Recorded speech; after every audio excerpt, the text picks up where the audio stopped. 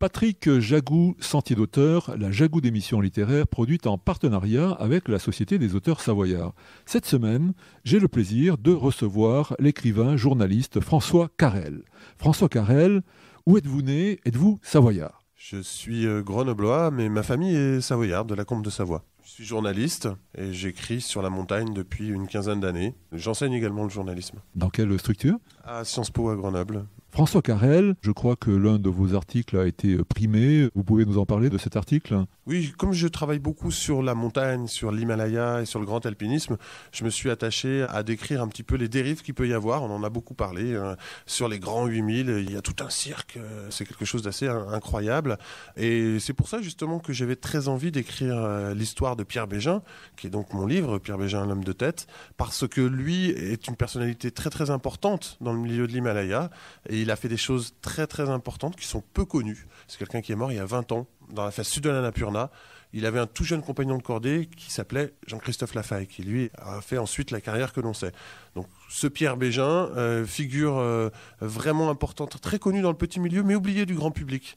Et à travers ce livre, qui se lit un petit peu comme un roman, j'ai essayé de comprendre comment un homme né à Paris et ingénieur devient l'un des plus grands himalayistes du monde. Sans doute dans les 6 ou 7 plus grands himalayistes, il y a un homme qui s'appelait Pierre Bégin, qui vivait en Chartreuse et qui était une personnalité extrêmement mystérieuse, très très exigeant dans tout ce qu'il faisait. Voilà. Donc c'est ce parcours que je retrace dans ce livre. François, ça vous a appris comment de rédiger la biographie de Pierre Bégin? Vous l'avez connu? Alors je l'ai croisé enfant, adolescent, alors que j'étais déjà fou de montagne, puisque je suis moi-même alpiniste. C'était un peu mon idole. Et il vivait près de Grenoble. J'ai grandi à Grenoble. C'est quelqu'un dont je suis allé voir les conférences. C'était un très bon photographe, un intellectuel, un lettré, qui parlait très bien de l'Himalaya et des très grandes montagnes qu'il a pu gravir.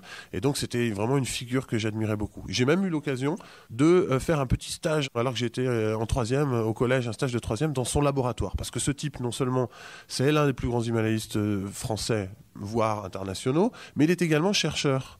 Il travaillait sur les avalanches au CEMAGREF, sur le campus universitaire de Grenoble. Et donc, voilà, j'avais un tout petit peu approché cet homme, mais c'est surtout à travers ses proches, sa famille, ses compagnons de cordée, ses compagnons de laboratoire, puisqu'il faisait des recherches aussi, que j'ai pu réécrire cette histoire que personne ne connaissait. Et c'est vraiment une histoire assez époustouflante. Chers auditeurs, nous parlions aujourd'hui de Pierre Bégin, l'homme de tête, l'ouvrage de François Carrel, paru aux éditions Guérin.